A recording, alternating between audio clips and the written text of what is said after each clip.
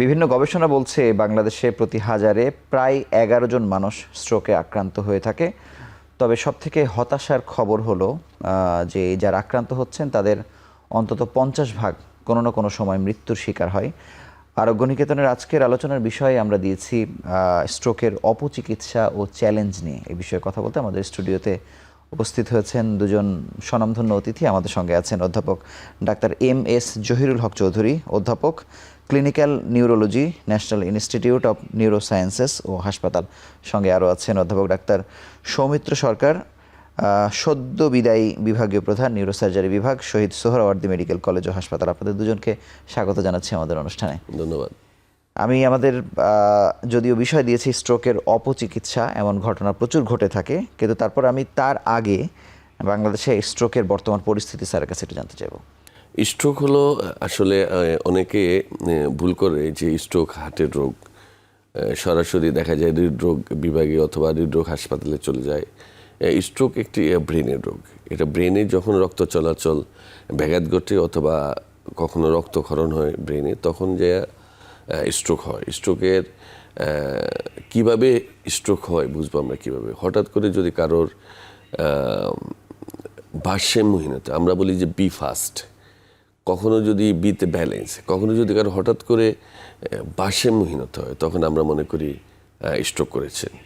ই মানে আই, হঠাৎ করে কারো যদি ব্লারিং অফ ভিশন হয়, চোখে ঝাপসা দেখা শুরু করে, তখন আমরা মনে করি আপনি স্ট্রোক করেছেন।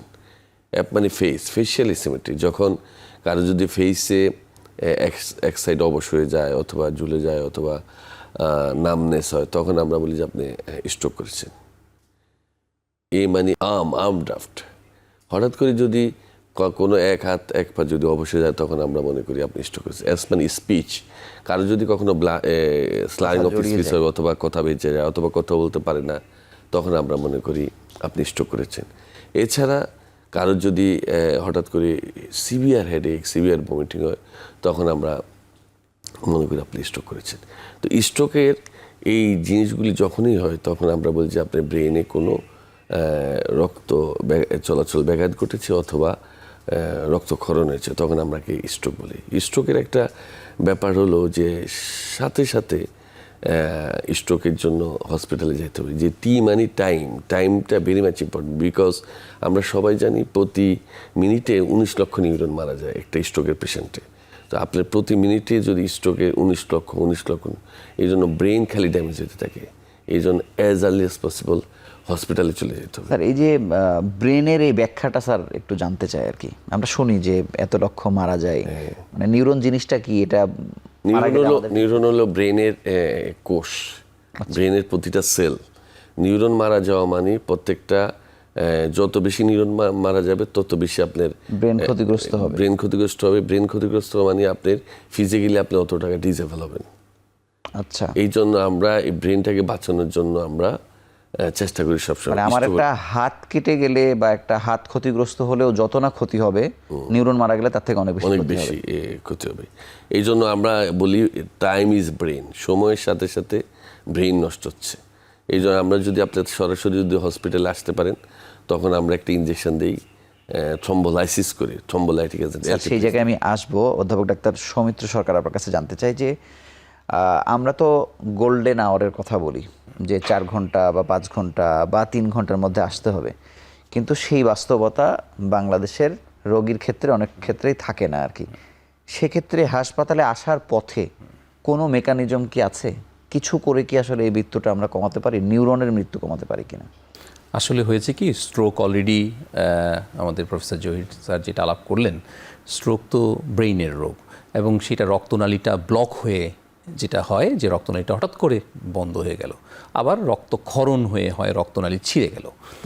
এই জন্য যে এই স্ট্রোকের চিকিৎসাটা আসলে আমরা হসপিটালে আসার আগে চিকিৎসা শুরু করতে পারি না। এই জন্যই যে আমাদেরকে আগে বুঝতে হবে স্ট্রোক কোনটা হয়েছে। আচ্ছা, সেটা কি রক্তনালী ব্লক হয়েছে, ইনফাকশন হয়েছে, ইসকেমিক স্ট্রোক হয়েছে, নাকি রক্তনালী ছিঁড়ে রক্তক্ষরণ হয়েছে, যদি এটা আমরা বুঝতে না পারি এবং চিকিৎসাটা তার আগেই শুরু করে দিই, তাহলে বরং পেশেন্টের যতটুকু লাভ হওয়ার কথা তার চেয়ে বেশি ক্ষতি হতে পারে।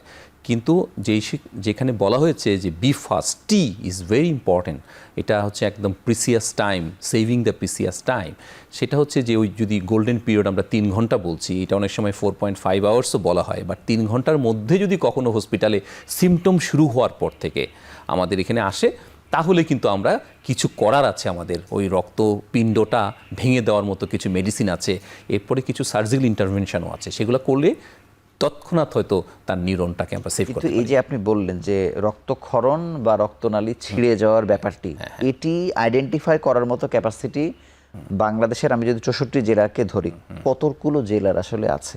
আসলে কি এখন এটা সিটি স্ক্যানের মাধ্যমেই এটা ডায়াগনোসিসটা করে ফেলা যায়। তো সেই জন্য সিটি স্ক্যান কিন্তু এখন আমাদের যে জেলা হসপিটালগুলোতে, সবগুলোতে না হলেও মেডিকেল কলেজগুলোতে তো আছেই, হসপিটালে জেলা হসপিটালগুলোতে হয়তো নাই। তো মেডিকেল কলেজগুলো যদি থাকে, তাহলে যদি পেশেন্টকে মেডিকেল কলেজে নিয়ে এসে তৎক্ষণাৎ একটা সিটি স্ক্যান করা হয়, তাহলেই কিন্তু বোঝা যায় যে এটা রক্তক্ষরণ হয়েছে নাকি এটা রক্তনালী ব্লক হয়েছে, তখন কিন্তু ট্রিটমেন্টটা স্টার্ট করা যায়। ধন্যবাদ। আমি অধ্যাপক জহিরুল ইসলাম, আমরা যেহেতু প্রসঙ্গে ঢুকে গেছি, তাই সেই প্রশ্নগুলোর উত্তর আমি আগে জানতে চাই যে সিটি স্ক্যানের মাধ্যমে পুরনো মেডিকেল কলেজ বা নতুন মেডিকেল কলেজ আমি জানতে পারলাম, কিন্তু জানতে পারার পরে আমি যদি আইডেন্টিফাই করতে পারি কোন মাধ্যমে আসলে সমস্যাটি হয়েছে, সেটিকে রিপেয়ার করার ক্যাপাসিটি আসলে সব মেডিকেল কলেজের আছে কিনা? আমাদের যেটা আমরা থ্রম্বোলাইসিস করি, মনে করেন সিটি স্ক্যানে দেখলাম যে আসলে গোল্ডেন আওয়ার মধ্যে আসছে, 4.5 ঘন্টার মধ্যে এসেছে, এবং সিটি স্ক্যানে দেখলাম ইসকেমিক স্ট্রোক হয়েছে, হাইপার অ্যাকিউট স্ট্রোক হয়েছে, সেক্ষেত্রে আমরা থ্রম্বোলাইজ করি। থ্রম্বোলাইজটা মাত্র বাংলাদেশে শুরু হয়েছে। আচ্ছা, এটা latest treatment of the world, first ওয়ার্ল্ডে হয়, এখন আমরা আমাদের বাংলাদেশে শুরু করেছি।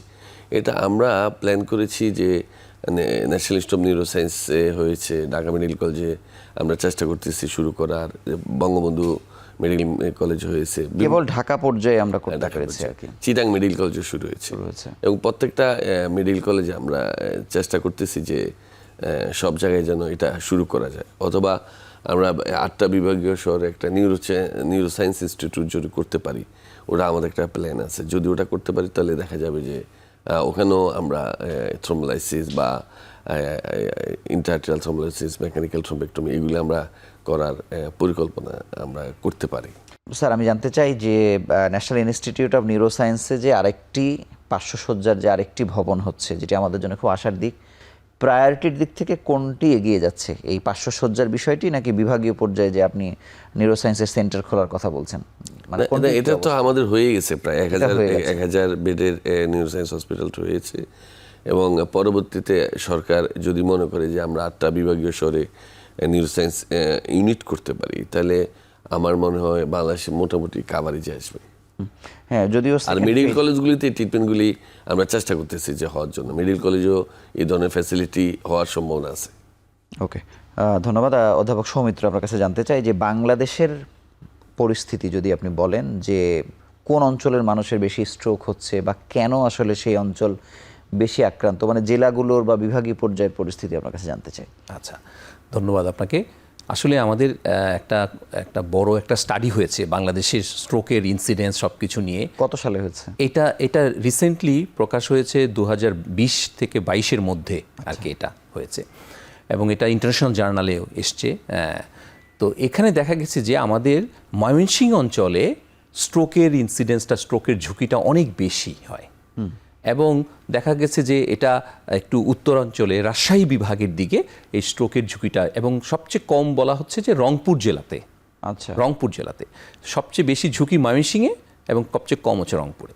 এখন আমরা যদি স্ট্রোকের কারণগুলা পর্যালোচনা করি, মাঝামাঝি মানে নিচের দিকে, নিচের ওইটাও কমের দিকে। আচ্ছা, হ্যাঁ, কমের দিকে সবচেয়ে কম হচ্ছে রংপুর জেলাতে।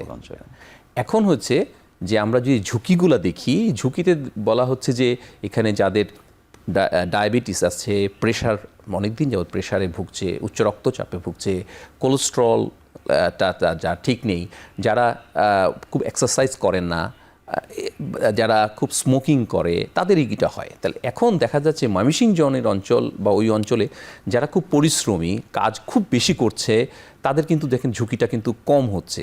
সেক্ষেত্রে কিন্তু আমরা যদি চিন্তা করি ময়মনসিংহ অঞ্চলের মানুষ, সে ওখানে এডুকেশন ইনস্টিটিউশনগুলো অনেক বেশি, এবং ওখানে যে বা রংপুর অঞ্চলের মানুষজন কিন্তু অনেক বেশি পরিশ্রমী। হ্যাঁ, তো সেই দিক থেকে চিন্তা করে হয়তো ওইটা এসছে। তবে এটা একটা এস্টাবলিশড ডাটা যেহেতু আছে, তাহলে বাংলাদেশের অঞ্চলে এই ধরনের একটা ইনসিডেন্স এসেছে।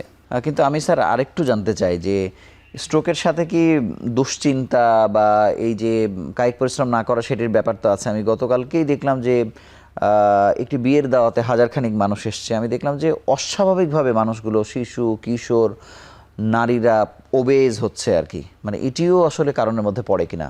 অবশ্যই আমি যে সব জায়গায় বলি, stroke is a preventable disease and stroke is a treatable disease. স্ট্রোককে প্রিভেন্ট করা যায়।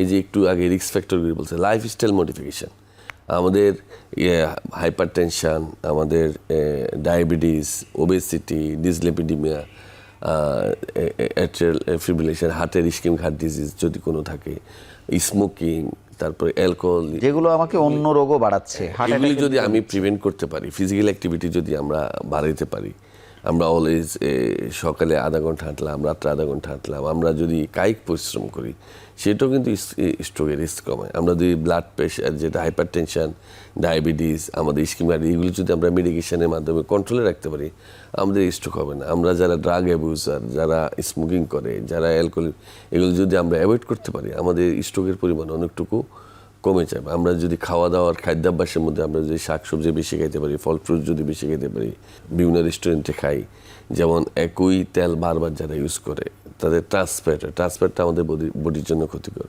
আমরা যদি হোমমেড খাবার বেশি খাই, তাইলে আমাদের স্ট্রোকের ঝুঁকিগুলি অনেক কমে যাবে, অনেকটুকু কমে যাবে। এই জন্য আমরা বলি stroke is a preventable disease. আর স্ট্রোকের চিকিৎসার ব্যাপারে বলি, বাংলাদেশে ফার্স্ট ওয়ার্ল্ডে, আমেরিকাতে যেসব চিকিৎসা অ্যাভেলেবল, যেমন আমাদের আইভি থ্রম্বোলাইজ করতে পারি, আমরা ইন্ট্রাআর্টেরিয়াল থ্রম্বোলাইজ করতে পারি, আমরা মেকানিক্যাল থ্রম্বেক্টমি করতে পারি, আমাদের ডিজিটাল সাবস্ট্রাকচার অ্যানজিওগ্রাফি এখন হয়, আমরা কয়েলিং করতে পারি, সার্জিক্যাল ক্লিপিং করতে পারি, আমরা শান্ট করতে পারি, আমরা হেমোরেজ ইভাকুয়েশন করতে পারি, আমাদের হেমিক্লিনিকটমি করতে পারি। সার্জারির আমাদের স্ট্রোকের যতগুলি অপশান, ট্রিটমেন্ট অপশান আছে ফার্স্ট ওয়ার্ল্ডে যেগুলো, সেগুলি বাংলাদেশে এখন অ্যাভেলেবল। অতএব স্ট্রোকের চিকিৎসা বাংলাদেশে আছে। আমি আপনার কথা সূত্র ধরে অধ্যাপক সৌমিত্র সরকার আপনার কাছে জানতে চাইবো যে, মনে করেন যে এই সব কিছু আমার একটি শোকেসে আছে, আমি ঢাকায় হয়তো সব কিছু করতে পারছি, বাংলাদেশের প্রেক্ষাপটে স্ট্রোকের যে রোগীগুলো আপনাদের কাছে আসে, মেডিসিন বা সার্জারি যাই বলি না কেন, মানে তারা কত ঘাট পেরিয়ে আসলে আসে বা কতগুলো ভুল করে আসে, মানে সেটি সময় ক্ষেপণ তো একটি অসচেতনতা, এটি ছাড়াও হয়তো একজন রেজিস্টার্ড চিকিৎসকের কাছে আসলে আসেনি। এই সিনারিওগুলো যদি একটু বলেন। আসলে এটা খুব একটা ইম্পর্ট্যান্ট প্রশ্ন আমাদের দেশের প্রেক্ষাপটে। কারণ হচ্ছে আমাদের সরকারি মেডিকেল কলেজে যে পরিমাণ রুগীর চাপ, সেই চাপটাকে আমাদেরকে ওভারকাম করে যখন আমাদের ইমার্জেন্সি ট্রিটমেন্ট করতে হয়, তখন দেখা যাচ্ছে কিছু পেশেন্টকে আমাদের রেখে ইমার্জেন্সি বেসিসে অপারেশন করতে হয়। এখন স্ট্রোক সবসময় একটা ইমার্জেন্সি, এবং এখানে বলা হচ্ছে টাইম ইজ ভেরি ইম্পর্টেন্ট। তাহলে এই টাইমের মধ্যে আমাদের সব কিছু করতে হয়। তো সেক্ষেত্রে এই টাইমটা ঠিক করতে গিয়ে যে ইমার্জেন্সি যে অপারেশনগুলো, সেই অপারেশনগুলো হয়তো আমরা অনেক সময় একটা লম্বা অন্য অপারেশন করতে গিয়ে আমাদের এটা একটু দেরি হয়ে যায়। তখন দেরি হয়ে গেলে কিন্তু স্ট্রোকের যে আউটকামটা আমি যে সময়ের মধ্যে অপারেশন করতে পারবো, যেরকম ভালো হতে পারতো, এতটা কিন্তু ভালো হয় না। তাহলে দেখা যাচ্ছে যে এখানে অনেকগুলো ফ্যাক্টর জড়িত। হয়তো পেশেন্ট প্রথমে বুঝতে পারলো না, দেরি করে আসলো, তারপর আমাদের যে সিস্টেম, সেই সিস্টেমের মধ্যেও কিন্তু ঘাটতি আছে। যে আমি স্ট্রোকের পেশেন্টগুলোকে একদম মোস্ট প্রায়োরিটি দিয়ে আমি প্রথমেই ট্রিটমেন্ট করতে হবে। আপনাকে ধন্যবাদ। আমরা একটি ছোট্ট বিরতি নিয়ে আবার আলোচনায় ফিরছি।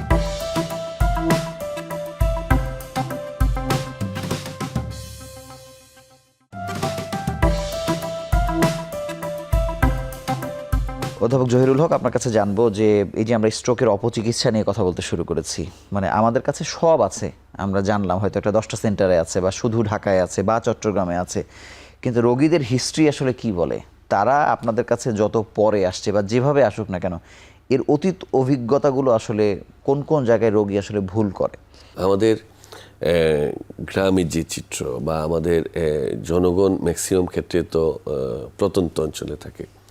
তো এই অঞ্চলে এখনও অনেক ক্ষেত্রে জার ফুকে বিশ্বাস করে, কবিরাজি বিশ্বাস করে। তো আমরা চাই ওগুলি থেকে বের হয়ে আসা, এবং দেখা যায় স্ট্রোক করেছে এখনও ট্রিটমেন্টের ধারে কাছে আসে না, একজন এমবিবিএস ডাক্তারের কাছে আসে না, হেলথ কমপ্লেক্সে যায় না।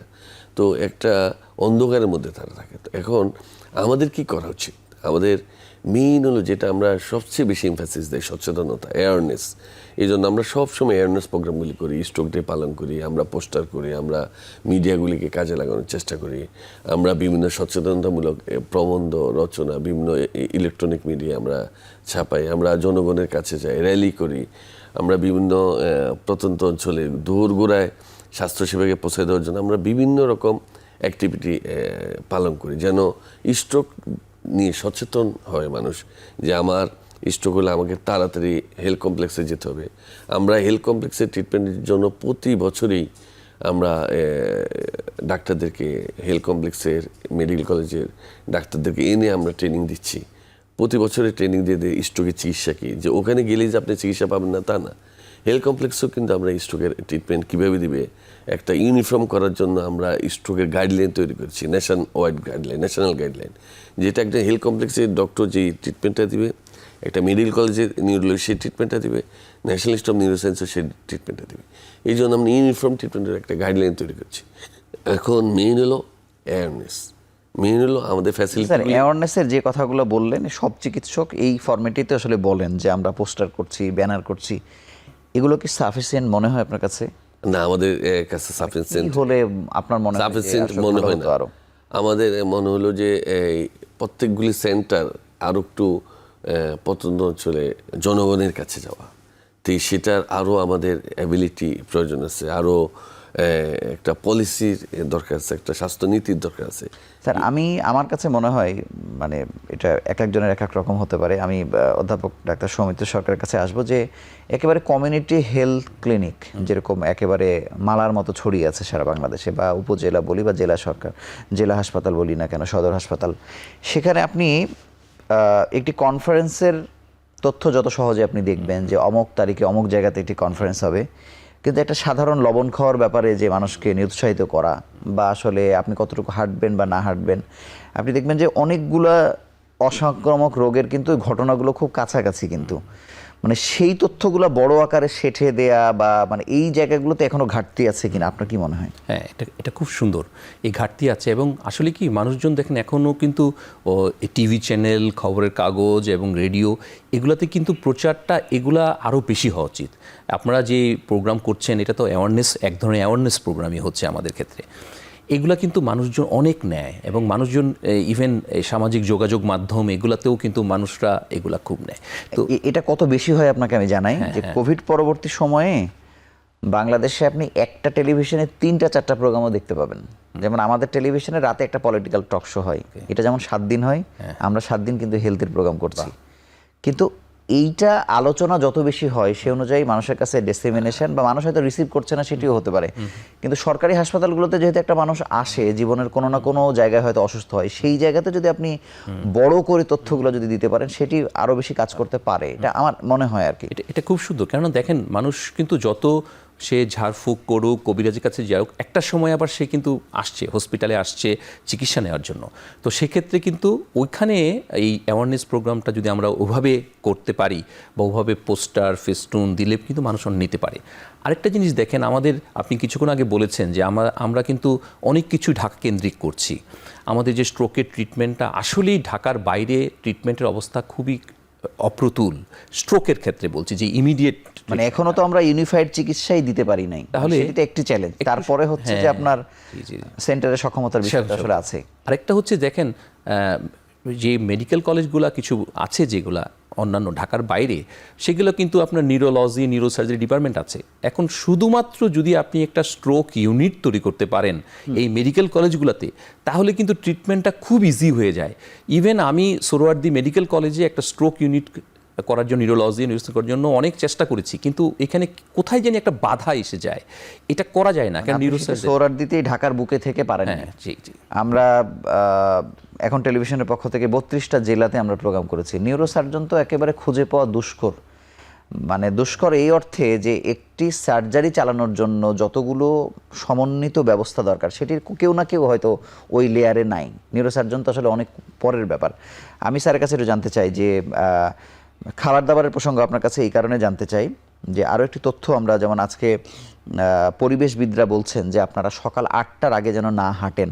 নতুন তথ্য কেন? তারা বলছেন যে বাংলাদেশে যেহেতু বারবার চ্যাম্পিয়ন হচ্ছে দূষণের ক্ষেত্রে, মধ্যরাত থেকে সকাল 8টা পর্যন্ত দূষণের পরিমাণ সব থেকে বেশি থাকে। তাহলে মানুষই বা হাঁটবে কখন? আর খাবার দাবারের প্রসঙ্গগুলো যদি স্যার একটু বলেন, মানে এখানে এই তথ্যটাও কিন্তু আমরা পৌঁছে দিতে পারিনি। মানুষ হয়তো মনে করছে আমি সুন্দর সকালে ঘুম থেকে উঠে হাঁটবো, কিন্তু ওই সময় সে আরেকটি মৃত্যু ঝুঁকি নিয়ে বাড়িতে ফিরলো। আমরা আমাদের দিক থেকে বলি যে ফিজিক্যাল অ্যাক্টিভিটি বাড়াতে হবে। এখন হয়তো 8টা বাজে, 8টায় না হেঁটে হয়তো 9টায় বা 10টায় হাঁটলো, বা বিকেলে হয়তো, বা বিকেলে একটু বেশি হাঁটলো, সেরকম একটা হতে পারে। আর খাদ্য অভ্যাসের ব্যাপারে আমি বলি, আমরা বলি সবসময় সবুজ শাকসবজি বেশি খাবে, ফল ফ্রুটস বেশি খাবে। আমরা যে ফাস্ট ফুডগুলি কম খাবে। আমরা বেশি ওয়েট যেন গেইন না হয় সেই ধরনের খাদ্যগুলি অ্যাভয়েড করতে হবে। যেমন আমরা বলি যে রাইসটা একটু কম খেতে হবে, আমরা লবণ খেতে না করি, ডিমের কুসুমটা খেতে না করি, চর্বি জাতীয় খাবার খেতে একটু কম বলি যেন। তারপরে এই শাকসবজির উপরে বেশি জোর দিতে বলি। ওয়েটটাকে মেনটেন করতে হবে, যে আমাদের ওয়েট কতটুকু থাকা উচিত, এক এক এজ এক এক রকম, সেই অনুসারে আমাদের যেন ওবেসিটি না হয়। কারণ ওবেসিটি হইলে আমাদের অনেকগুলি রোগ আমাদের শরীরে বাঁধা শুরু করে। ধন্যবাদ। আমি অধ্যাপক সৌমিত সরকার আপনার কাছে জানবো যে এই যে একটি সমন্বিত অ্যাপ্রোচ থাকে স্ট্রোকের রোগীকে সুস্থ করার ক্ষেত্রে, নিউরোসার্জনের রোল আসলে এই স্ট্রোকের রোগীকে সুস্থ করার ক্ষেত্রে কত অংশ আপনাদের কন্ট্রিবিউশন? আসলে স্ট্রোক ট্রিটমেন্টটা নিউরোলজিস্ট বা নিউরো মেডিসিন বিশেষজ্ঞরাই মেইনলি মোর দেন 90%ই ওরা করে, বিকজ স্ট্রোকের যে পার্টটা আসে, যে রক্তনালী ব্লক হয়ে যাচ্ছে, ইনফাকশনটা, এটা ওনারাই করে ইউজুয়ালি। আর যেটা রক্তক্ষরণ হয়ে হিমোরেজিক স্ট্রোক হয়, সেক্ষেত্রে আবার সব পেশেন্টের হিমোরেজ হলেই কিন্তু অপারেশন লাগে না। যে পেশেন্টগুলো অপারেশন লাগে তাদের আমাদের কিছু ক্রাইটেরিয়া আছে। এই ক্রাইটেরিয়া যদি ফুলফিল করে, অ্যামাউন্ট অফ ব্লাড কেমন, পেশেন্টের জ্ঞানের মাত্রাটা কেমন আছে, পেশেন্টের লোকেশন, হিমোরেজটা কোন জায়গায় অবস্থিত আছে এবং কত সময়ের মধ্যে এসছে, সব কিছু যদি মিলে তখন কিন্তু আমরা সার্জারি করি। তো ওই সার্জারির ব্যাপারটা আবার সেম, যে হলো যে সেই কত সময়ের মধ্যে আমরা সার্জারিটা করতে পারছি, সেই টাইমের মধ্যে যদি আমরা সার্জারিটা করতে পারি তাহলে কিন্তু পেশেন্টের আউটকাম অনেক ভালো হয়। পেশেন্ট কিন্তু অনেক ক্ষেত্রেই, কেননা ছিল আপনি দেখেন যে স্ট্রোকটাকে বলা হচ্ছে ইট ইজ দ্য সেকেন্ড, মানে টোটাল যত পেশেন্ট মারা যায় তার মধ্যে স্ট্রোকের পেশেন্ট সেকেন্ড, এবং ডিসাবিলিটির জন্য third common cause of disability due to stroke. তার মানে একটা পেশেন্ট স্ট্রোক হওয়া মানে পেশেন্ট কিন্তু বিছানায় পড়ে আছে, সে হাঁটতে পারছে না, অন্য ফ্যামিলি মেম্বাররা সব কাজকর্ম বাদ দিয়ে তাকে টেক কেয়ার করছে। একটা ফ্যামিলির জন্য কিন্তু এটা অনেক কষ্টকর বার্ডেন। তো সেক্ষেত্রে সেই বার্ডেনটাকে যদি করতে পারি, আমরা যদি ওই গোল্ডেন আওয়ারের মধ্যে আমরা ওই ধরনের একটা মেডিসিন দিতে পারি, সার্জারিটা টাইম মতো করতে পারি, তাহলে কিন্তু ডিসাবিলিটিটা অনেক ক্ষেত্রেই কমে যায়। আপনাকে ধন্যবাদ। আমরা আরও একটি ছোট্ট বিরতি নিয়ে আবার আলোচনায় ফিরছি।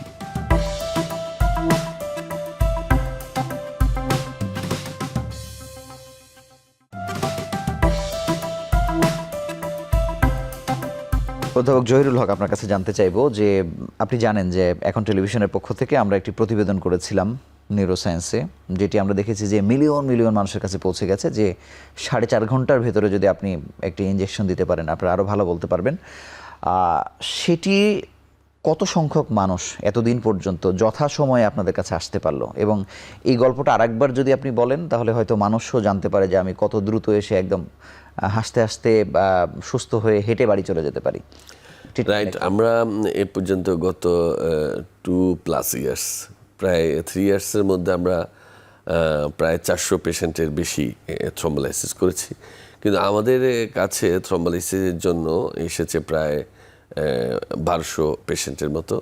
তো আমরা 750টাকে আমাদের ক্রাইটেরিয়ার মধ্যে ফেলে আমরা দিতে পারছি।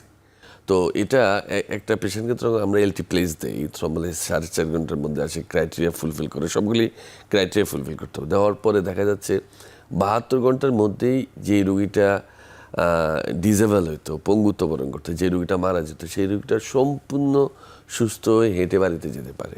তো এটা একটা বিরাট একটা ম্যাজিকের মতো ট্রিটমেন্ট। এটা আমরা শুরু করেছি এবং বিভিন্ন জায়গায় আমরা এটা আমাদের বাংলাদেশের প্রত্যেকটা হসপিটালে যেন দিতে পারে সেইভাবে মানে এটা যদি সরকার দিতে পারে, সেই কারণে ওই সেন্টারের কি সক্ষমতা দরকার, মানে সক্ষমতা পুরোটা কি দরকার হলে নিউরোলিস্ট দরকার।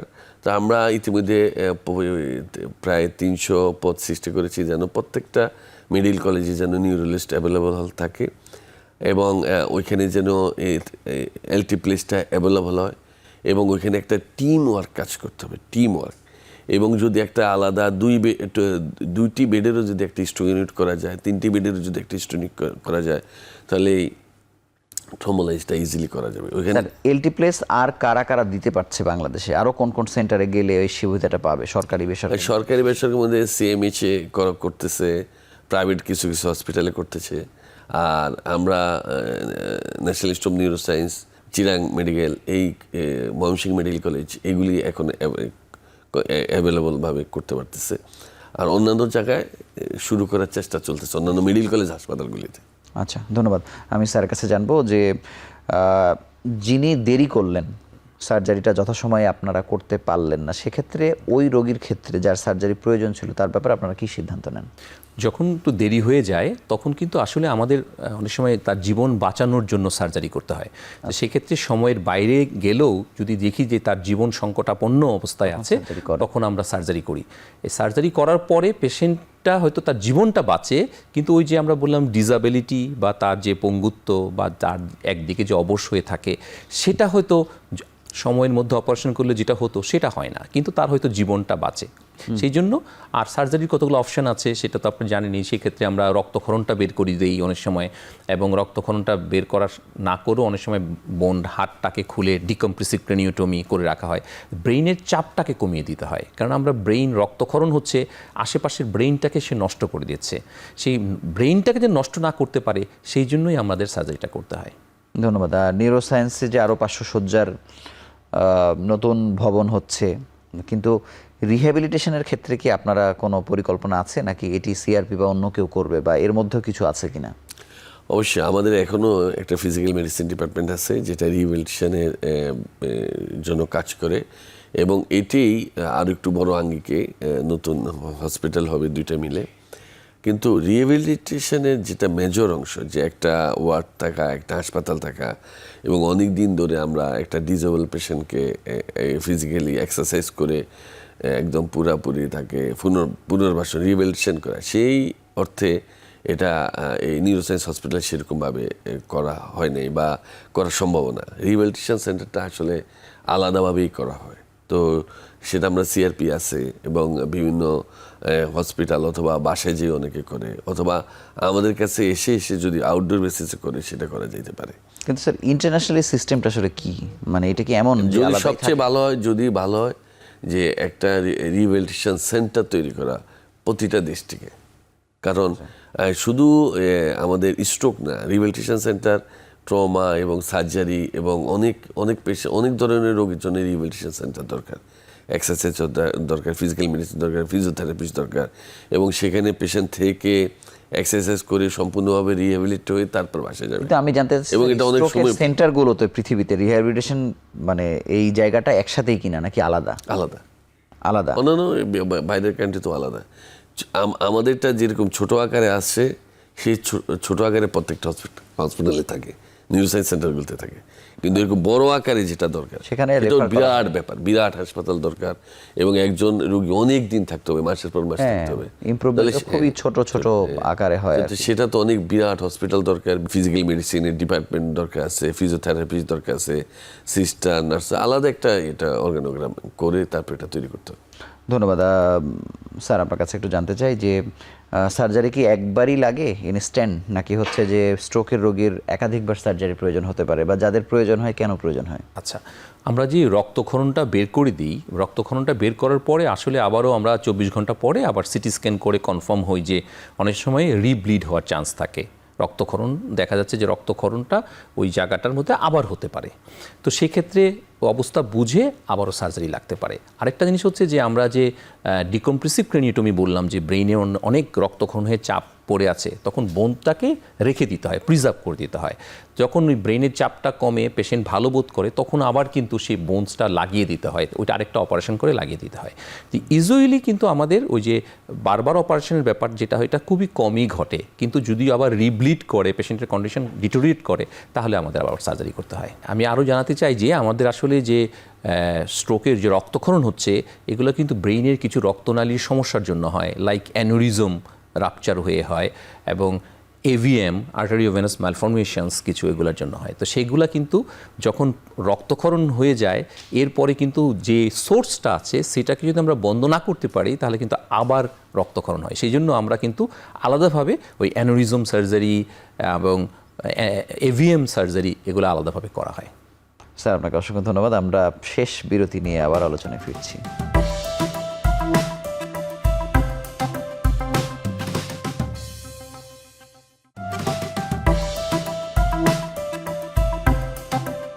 স্যার, আপনার কাছে একটু জানতে চাইবো যে যাদের স্ট্রোক হচ্ছে, হঠাৎ করেই তো স্ট্রোক হয়ে যাচ্ছে না, এর আগে তো অনেক বেশি মানে প্রবণ থাকে, বা এটা জেনেটিক্যাল কোনো ইস্যু আসলে আছে কিনা, মানে কত আগে এই সিগন্যালটা পেতে পারে একটা মানুষ যদি মনে করে যে? অবশ্যই সিগন্যাল তো অনেকগুলি সিগন্যাল আসে। যেমন আমি দেখি যে একটা হাইপারটেনসিভ পেশেন্ট, ওনার তো একটা রিস্ক বেশি থাকে, ডায়াবেটিক পেশেন্ট বেশি রিস্ক থাকে, যাদের ফ্যামিলি হিস্ট্রি আছে স্ট্রোকের তাদের বেশি রিস্ক থাকে। এই ফ্যামিলি হিস্ট্রির সাথে সম্পর্ক কত অংশ, এরকম কোনো? না, অনেকটুকু অংশ। হাইপারটেনসিভ, ডায়াবেটিস, যাদের ট্রানজিয়েন্ট ইস্কেমিক অ্যাটাক আমরা বলি, ট্রানজিয়েন্ট ইস্কেমিক, একটা ছোট স্ট্রোক হয়ে গেল, যে হঠাৎ করে চোখে ঝাপসা দেখলো, আবার 5 মিনিট পর ঠিক হয়ে গেলো। হঠাৎ করে দেখা যায় এক হাতে এক পা অবশ্যই গেল, জিনজিন করলো বা অবশ্যই গেল। কতবার হতে পারে মিনি স্ট্রোক? এই টিআইএ যদি হয়, তাহলে আপনি মনে করবেন যে আপনি একটা রিস্ক ফ্যাক্টরে আছেন, আপনার কয়েকদিন পর স্ট্রোক হওয়ার সম্ভাবনা আছে। তো যাদের হাইপারটেনশন আছে কিন্তু ড্রাগ ঠিকমতো নিচ্ছে না, ওষুধটা ঠিকমতো ইরেগুলারলি নিচ্ছে, তাদেরও স্ট্রোকের প্রবণতা অনেকটুকু বেড়ে যায়।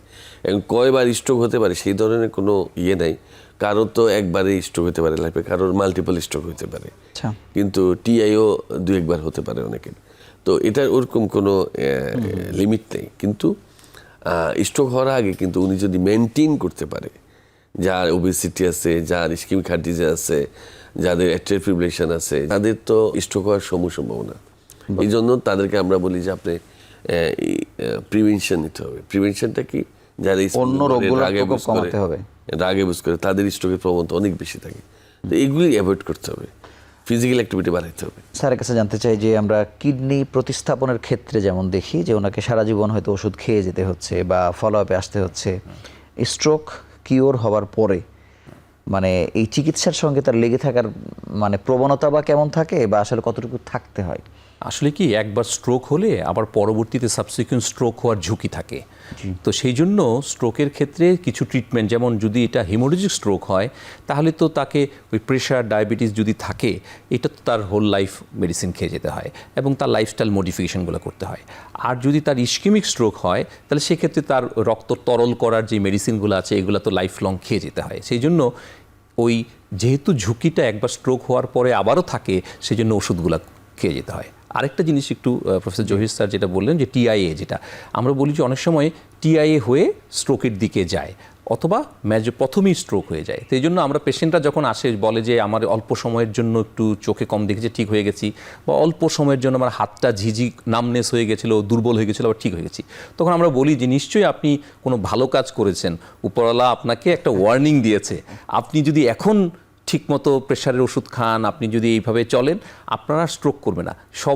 সব মানুষই সুযোগ পায় না, কেন তার এই টিআইএ হওয়ার আগেই এই স্ট্রোক হয়ে যায়। তো সেই জন্য আমরা বলি যে ওইটা হচ্ছে উপরওয়ালা একটা ওয়ার্নিং দেয় যে তুমি এখন সাবধান হয়ে যাও, কারণ তোমার কিন্তু পরবর্তীতেই মেজর স্ট্রোক হচ্ছে। ওই মুহূর্তে যদি ওষুধগুলো চলে, আর স্ট্রোকের ঝুঁকি থাকে না। স্যার স্ট্রোক কত আগে হচ্ছে মানুষের এখন, মানে আমাদের ভয়ের কারণটা কি? মানে এই রোগটা কি একসময় এমন ছিল যে 50-এর পরে হচ্ছে বা 60-এর পরে হচ্ছে, মানে অনেক তরুণদেরও হয়ে যাচ্ছে কিনা? না না, অবশ্যই অবশ্যই। আমাদের আমরা যেটা বলছি স্ট্রোকের প্রিভ্যালেন্স বাংলাদেশে বললাম 11.39, আমাদের স্ট্রোকের সেকেন্ড লিডিং অফ ডেথ, এবং বাংলাদেশে ফার্স্ট ডিসেবিলিটি কজ হলো স্ট্রোক। এবং বাংলাদেশে যেটা অ্যালার্মিং, যেটা আপনি কোশ্চেন করলেন, মানে আমরা 2017 সালে এই জিনিসগুলি পেয়েছি, যে একটা স্টাডি করছে হোল বাংলাদেশের পেশেন্টের পিপলের উপর, সেখানে এই ফাইন্ডিংসগুলো হয়েছে। যে অ্যালার্মিং সেটা হলো টোটাল স্ট্রোকের 10% হলো আপনার ইয়াং স্ট্রোক মানে 40 ইয়ার্সের কম, যেটা ওয়ার্ল্ডের অন্যান্য দেশ থেকে অনেক বেশি অ্যালার্মিং ফর আওয়ার কান্ট্রি। তো এটা এখন দিন দিন বাড়ছে। এখন কেন বাড়ছে? স্ট্রোক কিন্তু বাচ্চাদের হতে পারে, একদিন বয়সের বাচ্চার হতে পারে। আচ্ছা, তাহলে মায়ের গর্ভে থেকে নিয়ে আসে সেই প্রবণতা নাকি? হ্যাঁ, মানে আপনার যে কোনো দিন থেকেই ফার্স্ট ডে থেকেও স্ট্রোক হওয়ার চান্স আছে। এখন কারো কনজেনিটাল হার্ট ডিজিজ থাকে, কারোর হার্টের ডিজিজ থাকে, সে কারণে হতে পারে, কারোর অনেকগুলি হার্টের অ্যাবনর্মালিটি থাকে, সেই জন্য স্ট্রোক হতে পারে। তো বাচ্চা ইয়াং স্ট্রোক কেন হচ্ছে? এই যে আমরা 40 বছরের নিচে তাদের দেখা যাচ্ছে ব্লাড প্রেশার, হাইপার টেনশন এখনই যাচ্ছে, এখনই ডায়াবেটিস যাচ্ছে, এখনই সে ড্রাগ অ্যাবিউজ করে, এখনই সে স্মোকিং করে। তো এই ধরনের জিনিসগুলি আমাদের সামাজিকভাবে সচেতন করে আমাদের ইয়াং স্ট্রোকের হার কমাইতে হবে। আমি একেবারে অনুষ্ঠানের শেষের দিকে অধ্যাপক সৌমিত্র সরকার আপনার কাছে জানতে চাই যে আমরা যেমন লিভারের ক্ষেত্রে দেখি যে লিভার আপনি কেটে কাউকে দিচ্ছেন, লিভারটি পূরণ হয়ে যাচ্ছে, আপনার একটা কিডনি নাই, আরেকজন হয়তো দিতে পারছে। যে নিউরনটি মারা যায় এটিকে কোনোভাবে রিপ্লেস করার কোনো উপায় আছে কিনা? অন্য কারো কাছ থেকে কি নেওয়া যায়, নাকি এটি সারা জীবনের জন্য হারিয়ে ফেললাম? খুব সুন্দর প্রশ্ন। এখানে হচ্ছে কি, নিউরনটাকে আমরা বলি এটা একটা পার্মানেন্ট সেল। তো পার্মানেন্ট সেল যখন একবার নষ্ট হয়ে যায় সেটা রিজেনারেট হয় না। তাহলে এখানের প্রশ্ন আসে যে স্ট্রোকের পেশেন্ট একদিক দুর্বল হয়ে গেল, তাহলে সে কিভাবে আবার এটা ভালো হচ্ছে? এখানে একটা বলা হয় ব্রেইনের একটা ক্রাইটেরিয়া আছে, এটাকে বলে নিউরোনাল প্লাস্টিসিটি। এটা ব্রেইনের নিউরন কিছু রিজার্ভ সেল থাকে। আচ্ছা, তখন যখন আমরা এর চিকিৎসার পরে কিছু ফিজিওথেরাপি দেই, বা তখন কিন্তু ওই রিজার্ভ সেলগুলা অ্যাক্টিভ হয়ে যায়, বা তখন বেশি কাজ করে, বা নর্মাল যে নিউরনগুলো আছে সেগুলো বেশি কাজ করতে হয়। তো দেখা যাচ্ছে যে যে নিউরনগুলো নষ্ট হয়ে যায় সেটা আসলে কাজ করছে না, কিন্তু অন্য নিউরনগুলো ওইটার অ্যাকশনটা নিয়ে নেয়, যে নিউরনগুলো রিজার্ভ ছিল সেইটাকেই বলে নিউরোনাল প্লাস্টিসিটি। সেই জন্যই স্ট্রোকের পেশেন্টগুলা দুর্বল হয়ে গেলেও আবার সেই শক্তি ফিরে পায়। আপনাকে ধন্যবাদ এবং আপনাদের দুজনকেই আমাদের সঙ্গে যুক্ত হওয়ার জন্য আবার আন্তরিকভাবে অভিনন্দন জানাচ্ছি। স্ট্রোকের অপচিকিৎসা বলি, চ্যালেঞ্জ বলি, যাই বলি না কেন, রাষ্ট্রের অবশ্যই সীমাবদ্ধতা আছে। আমরা এখনও পর্যন্ত ছড়াতে পারিনি বিভাগীয় পর্যায়ে। আজকে আমরা ছড়ানোর কথা বলছি 54 বছরের বাংলাদেশে, যেটি আরও 20 বছর আগে হয়তো হওয়া উচিত ছিল। কিন্তু তার থেকে সবথেকে বড় হতাশার খবর হচ্ছে যে স্ট্রোকের সাথে সবথেকে বড় সম্পর্ক হচ্ছে সময়ের। আপনি যদি সচেতন না হন, আপনি যদি যথাসময়ে হাসপাতাল পর্যন্ত আসতে না পারেন, তাহলে কোনো চিকিৎসক বা কেউই আপনাকে সুস্থতার পথে নিয়ে আসতে পারবেন। আপনি হয়তো পক্ষাঘাতগ্রস্ত হবেন বা নানাভাবে শারীরিক এবং অর্থনৈতিক জটিলতার মধ্যে পড়ে যাবেন। তো আমরা আশা করব আপনার অসচেতনতার কারণে বা রাষ্ট্রের সীমাবদ্ধতার কারণে কোনো স্ট্রোকের রোগী যেন ক্ষতিগ্রস্ত না হয়, এই প্রত্যাশায় আজকের মতো বিদায় নিচ্ছি। ভালো থাকুন, সুস্থ থাকুন।